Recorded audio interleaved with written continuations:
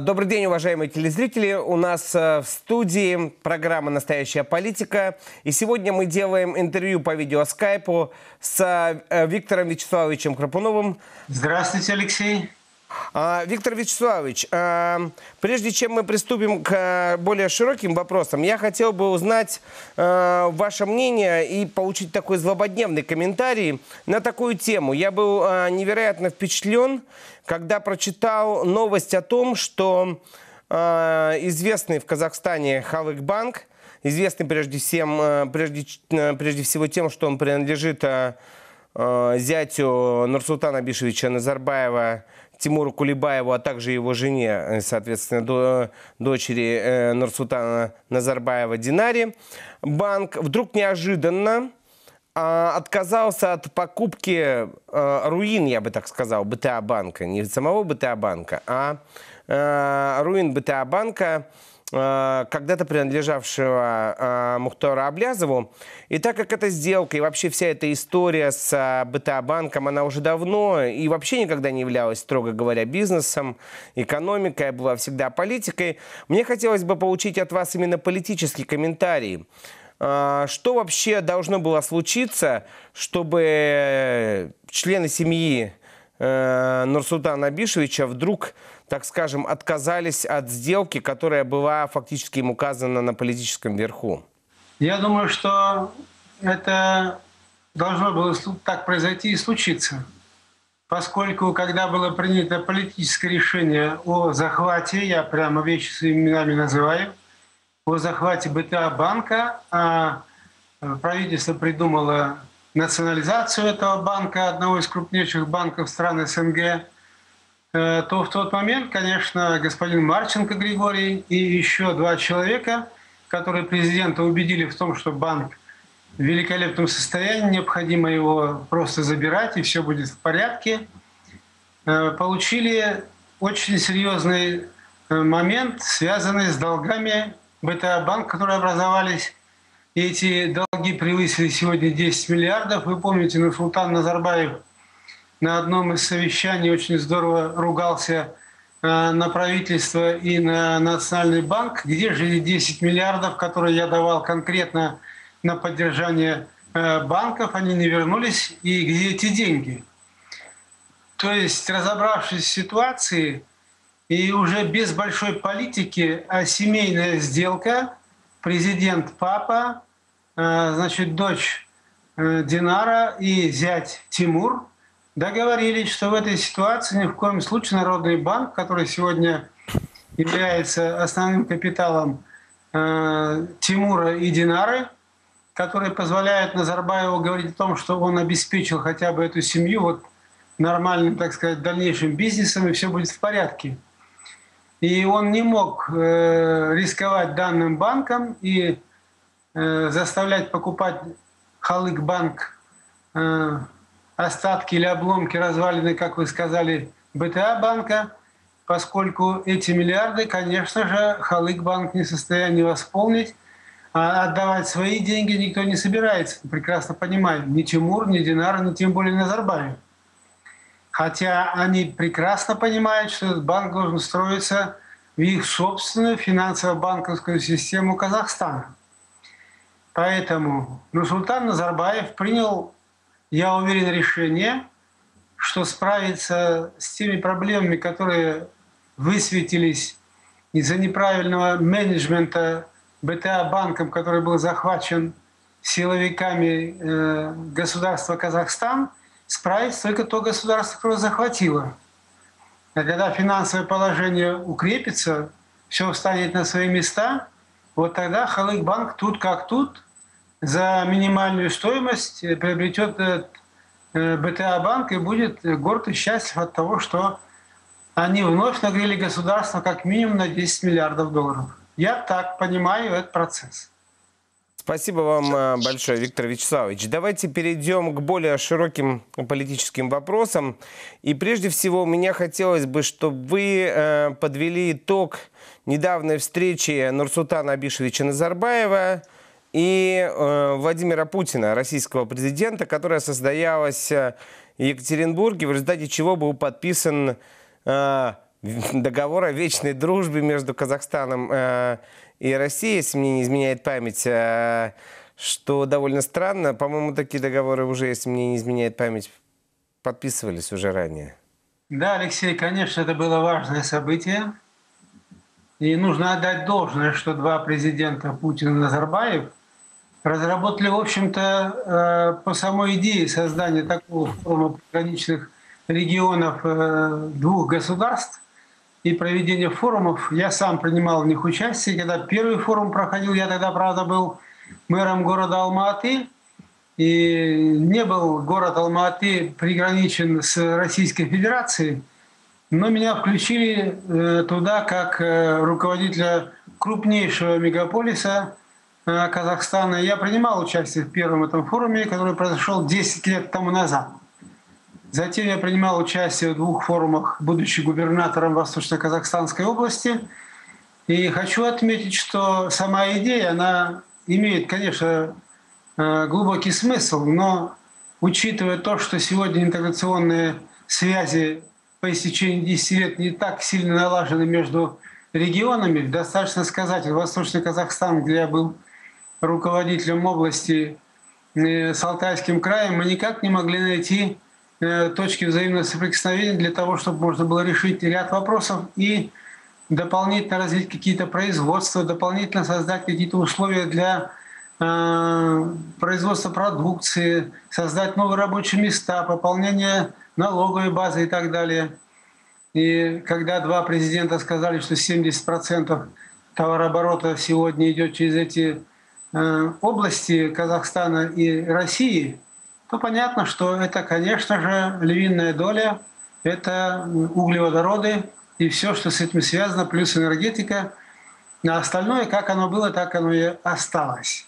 Вот этот форум, который прошел в Екатеринбурге, лишний раз показал, что хорошая идея, она немножко заболтана тем, что каких-то перспектив по развитию дальнейшему в промышленности, в экономике регионов, создание совместных предприятий, они не просматриваются. И поэтому два президента дали поручение правительствам и самим руководителям регионов двигаться дальше и готовить документы, необходимые для следующего уже форума. И документы, которые были подписаны, я думаю, что все обратили внимание, что один единственный документ, который заслуживает внимания, который был подписан, это договор о транзите российской нефти через территорию Казахстана в Китай. Я тоже, Виктор Вячеславович, я прошу прощения, я тоже обратил внимание на то, что именно этот договор конкретно обсуждался. И у меня вот в связи с этим вопрос, насколько он вообще выгоден, такой договор Казахстану? Ну, я хотел как раз на этом и остановиться, что Нурсултану Назарбаеву этот договор не выгоден. Почему? Потому что это его ноу-хау, передача нефти в Китай, и вдруг Российская Федерация вмешивается и говорит, мы будем сами продавать Китаю нефть сырую, дай нам возможность провести нефтепровод, и мы готовы платить тебе за транзит нефти определенную сумму денег, как это во всем мире положено. Конечно, Назарбаев не мог отказать Путину, но я почувствовал, что это совершенно не нравится Нурсултану Назарбаеву. Потому что, еще раз подчеркну, это была его идея. Еще когда был министром нефти и газа, когда Казахстан добывал всего-навсего 21,5 миллион тонн нефти вместе с газовым конденсатом. И тогда уже мысли были повернуть поток не в Россию, а в Китай. То есть эта идея давнишняя уйти от влияния России на Казахстан с точки зрения транзита углеводородов, она реализовалась наконец, но вновь Россия вмешивается в те планы, которые Нурсултан для себя выстроил. Поэтому я считаю, что один-единственный такой договор был подписан, не считая, конечно, вот так широко обставленного договора о вечной дружбе. И вы правильно, Алексей, подметили, Нурсултан Назарбаев и Борис Ельцин подписали в свое время договор о вечной дружбе, что вызвало у многих недоумение, как могут два президента сегодня подписывать договор о вечной дружбе двух стран, двух народов, Казахстана и России. Но вместе с тем такой договор был подписан Ельциным и Назарбаевым. И для меня как-то было несколько удивительно, почему вновь произошло обновление. Единственное, проскочила одна фраза, что мы определяем наши взаимоотношения на 21 век России и Казахстана, Казахстана и России. Вот этим и запомнился этот форум, который провели. Он стал юбилейным, 10-м форумом. Но еще запомнилось, что два президента несколько припирались друг с другом о том, кто больше вложил в экономику какого государства, Россия в Казахстан или Казахстан в Россию. Это говорит о том, что не налажен соответствующий учет, какие финансовые ресурсы сегодня участвуют российские в развитии Казахстана, какие казахстанские ресурсы участвуют в развитии Российской Федерации. И, как правильно сказал советник Путина, что были разногласия, будут, на то она и статистика, мы все равно будем дальше отрабатывать. Виктор Вячеславович, вот в связи с этим у меня такой к вам вопрос. Я думаю, что вы были свидетелем не одной встречи Путина и Назарбаева. Что вам известно вообще об отношениях этих двух людей? И в частности, каково отношение Нурсултана Назарбаева к Владимиру Путину за кадром, что ли, за фасадом официальной политики? Ну, Алексей, первый раз я Путина увидел, когда он еще был руководителем ФСБ. Он приехал в Казахстан, и его принимал председатель КНБ Казахстана, тогда был Нуртай Быкаев. И для себя вот я хочу сказать, что я отметил, это такой был молчаливый человек, очень с проницательным взглядом. И я для себя отметил, что вот такие, наверное, должны быть чекисты, которые, глядя на тебя, видят тебя насквозь и понимают, что происходит сегодня в том или ином, так сказать, регионе или районе. Затем, когда господин Путин стал президентом Российской Федерации и довольно часто приезжал в Казахстан, мне приходилось по долгу службы принимать его, встречать в аэропорту, принимать участие во всех переговорах, которые проходили между Путиным и Назарбаевым. Хочется отметить, что господин Назарбаев относился в тот момент времени к Путину как к младшему брату. И когда вели с Путиным переговоры, все было пристойно, достойно, прилично. Но когда Путин уезжал, то, естественно, все окружение Назарбаева тут же начинали петь свою песню. Нурсултан Абишевич, вот видите, он... И Нурсултан Назарбаев сказал, да, это вот пацаны, которых надо учить, и я их учу. Вот это как-то резало слух, когда глава государства говорит о своем коллеге, пусть не намного, может быть, помладше его по возрасту, не с таким богатым опытом руководства страной, как у Назарбаева, который еще в советское время руководил уже кабинетом министров Казахстана, Советом министров. То есть он относился к Путину вот в таком плане. И когда в России принимался тот или иной закон, то моментально тут же, так сказать, подхалимы Назарбаева бежали и говорили, Нурсултан Абишевич, вот вы посмотрите, Путин принял закон один в один ваш закон. Только из Казахстана, Российской Федерации. Ну и вот это такое, я бы сказал, несколько понебратское, что ли, отношение к Путину. Наверное, оно сохранилось и до сегодняшнего дня. То есть он все-таки чувствует себя старшим братом и товарищем по сравнению с российским президентом? Конечно, я прямо могу сказать, что это так оно и есть. Что он старший, он воен, он старейшина среди всех президентов СНГ и так далее. Отсюда его такое отношение. Виктор Вячеславович, я хотел бы теперь еще с верхней политической такой верхушки перейти на более широкий круг взаимоотношений. Не только уже государства, я имею в виду России и Казахстана, но и также различных групп населения внутри Казахстана. Я думаю, вы наблюдаете за этими процессами, я думаю, что вы можете сказать об этом, и вы видели это в развитии. И у меня такой вопрос.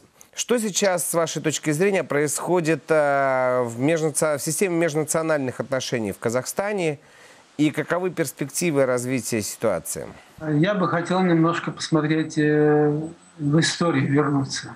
Когда Нурсултан Назарбаев стал президентом Казахстана, и необходимо было, понятно почему, народ Казахстана держать в определенном страхе, чтобы каждый гражданин Казахстана, независимо от национальности, который живет и работает в Казахстане, был занят одним единственным главным вопросом, как прокормить себя и членов своей семьи. И вот такие условия были созданы специально, искусственно, я бы сказал, президентом Назарбаевым. И весь народ занимался непосредственно тем, что искал пути выживания в этой ситуации. И вот когда этот этап был пройден все-таки, и народ выстоял, и стали появляться малые, средние, частные предприятия, которые стали зарабатывать какие-то финансовые ресурсы, появились свободные финансовые ресурсы, то необходимо было что-то вновь предпринимать по отношению к народу Казахстана.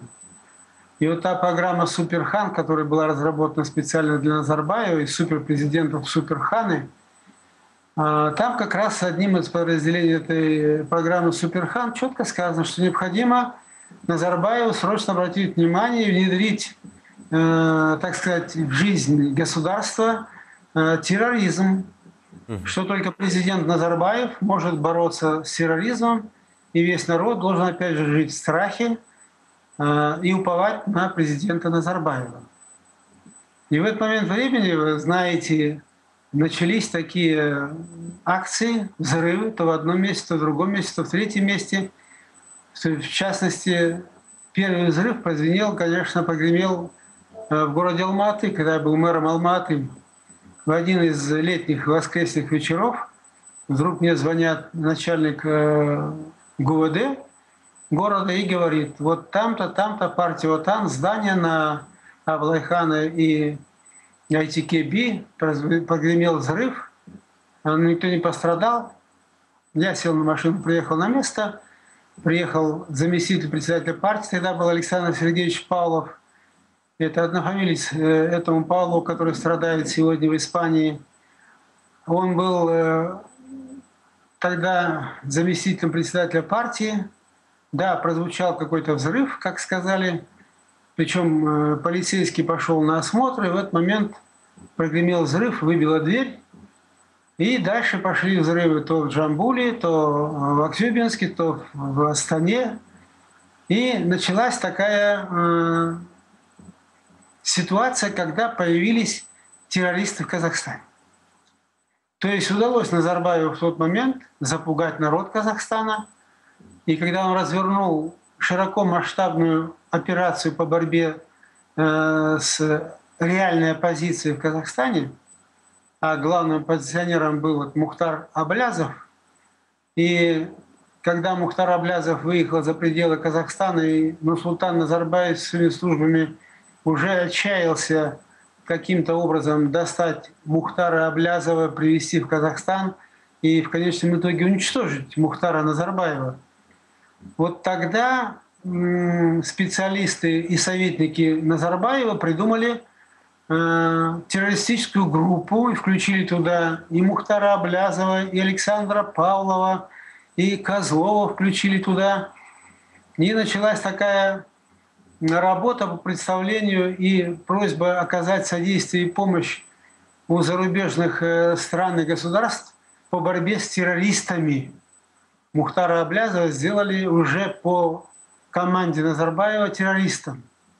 И Александр Павлов тоже хотел, оказывается, взорвать какой-то переходный мост или подземный переход по проспекту Аль-Фараби в городе Алматы. Это, конечно, сработало. Затем следующая ситуация: Тони Блэйр, суды, осуждение Аблязова к 22 годам за неуважение к суду в Великой Британии и арест Аблязова во Франции. И в этой ситуации, если вы сейчас посмотрите внимательно интернет и Facebook, везде говорят о национализме, что на сегодняшний день шовинизм, великодержавный российский шовинизм и примкнувшие к ним националисты Казахстана, конечно, хотят создать соответствующую ситуацию, обстановку, которая могла бы повлиять на положение дел в Казахстане. Я правильно понимаю, Виктор Вячеславович, что вы хотите сказать, что вот это нынешнее разделение общества, это тоже инициатива Аккарды, по сути дела? Да, бесспорно, это разделение Аккарды. И главным, я бы сказал, главной причиной этого, это есть не что иное, как боязнь Султана Назарбаева попасть в то положение, когда он должен уже выполнять был принятые на себя обязательства. Ведь посмотрите, сколько было принято обязательств по таможенному союзу, по единому экономическому пространству, дальнейший экономический союз, дальнейшие вопросы, связанные с добычей углеводородов, вопросы, связанные с страхи по Европе. То там, то в одном государстве, то в другом арестовываются счета Нурсултана Назарбаева, членов его семьи. В Соединенных Штатах Америки было окончено дело Казахгейта, но мы понимаем прекрасно, что в любой момент его могут снова поднять, развернуть против Назарбаева широкомасштабную работу по отношению к этому. Значит, необходимо Назарбаеву найти следующий, так сказать, виток создания условий и выхода из этой ситуации, когда он может выйти сухим из воды, прямо скажем, называя вещи своими именами. Мне хотелось бы, чтобы вы все-таки более подробно, может быть, прокомментировали свои впечатления на тему, насколько реально попытки, скажем так, вколоть клин межнациональные отношения в Казахстане. Насколько это вообще возможно сделать, Аккарде? Алексей, я вот к чему говорю, что он боится поссориться с Россией, с Европой, с Америкой. А раз боится, значит, он ищет пути. Какие пути? Он дает команду в этой ситуации развернуть свою, так сказать, работу по осложнению межнациональных отношений. И Комитет национальной безопасности под руководством Нуртая Абыкаева сегодня развернул крупномасштабную работу. Я считаю, что вот именно Назарбаев, прекрасно понимая, что разыграв эту карту межнациональную рознь, а опыт такой в Казахстане уже есть, 1986 год, вы помните, когда Кунаева освободили от должности, вот тогда была разыграна эта карта. Сегодня во всем мире это называют управляемый хаос, а тогда мы назвали это совершенно по-другому.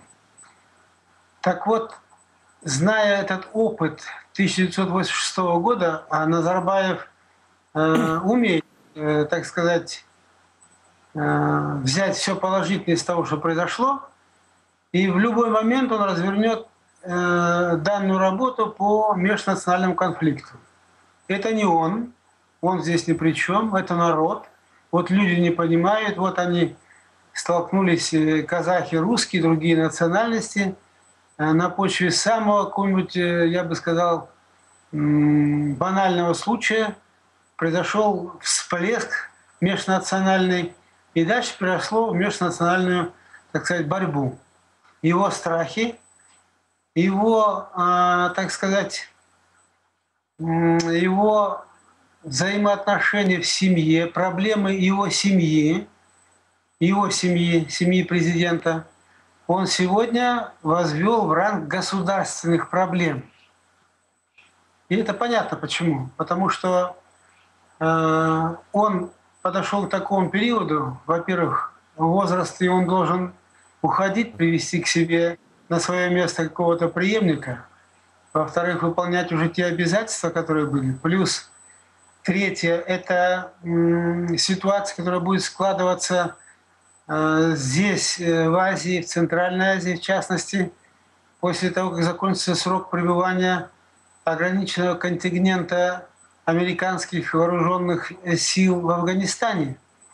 Когда сдерживающая сила уходит, то люди, которые сегодня воюют у себя в стране, конечно же, будут смотреть на другие территории, откроется мощным потоком наркотрафик, Если вы следите, а вы следите за этим, я прекрасно понимаю, то понимаете, что в этом году в Афганистане посеян рекордный урожай мака опиума, опийного мака, который позволяет, конечно, изготовить огромное количество этого зелья, которое будет всеми силами, правдами, неправдами трансформироваться во все государства, где применяется это зелье. То есть страх о том, что вот на этой огромной территории Казахстана могут появиться и ваххабисты вооруженные, и другие формирования, которые будут создавать определенные всплески. Для Назарбаева гораздо проще оформить межнациональный конфликт, а в результате этого конфликта на территорию Казахстана могут войти миротворцы как с одной стороны, так и с другой стороны. Это все на руку Назарбаеву. В тот момент времени, когда народ будет отвлечен, вы помните, как мы говорили с вами, что вначале народ думал о том, как выжить в ситуации, когда все рухнуло, и каждый занимался только лично самим собой, своей семьей, то и в этот момент времени каждый будет заниматься только собой, но только на качественно уже другом уровне межнационального конфликта. И никто не будет обращать внимание на Назарбаева, на наворованные миллиарды долларов, которые он сможет в этот момент времени куда угодно вывести, что угодно с ними сделать. И все это страхи Нурсултана Назарбаева. И они двигают сегодня Назарбаевым. Я вспоминаю, когда прилетел премьер-министр Великобритании в Казахстан, и после проведения пресс-конференции, когда он заявил, что меня свобода слова в Казахстане не интересует, главное бизнес. И когда журналисты обратились, одна журналистка обратилась к Султану Назарбаеву с просьбой сказать, а что же делается в тюрьмах, где сидят значит, политические заключенные, и что вы об этом можете сказать, и почему об этом замалчивается. Назарбаев в очень резкой форме ответил ей, что у нас политических заключенных нет, мы никого политическим мотивом не преследуем, а указывать нам, как жить, работать, какую политику вести в государстве, никто нам не имеет права указывать. То есть это вот как раз и подчеркивает. Весь Казахстан знает, что есть политические узники, которые сидят сегодня в тюрьмах Казахстана, которых пытают, которые погибают в тюрьмах, которые погибают в Казахстане. А президент государства заявляет официально, что никаких политических узников у нас в Казахстане нет. Удивляюсь тому, как это может Европа, отдельные руководители государств, идти в поводу у Нурсултана Назарбаева.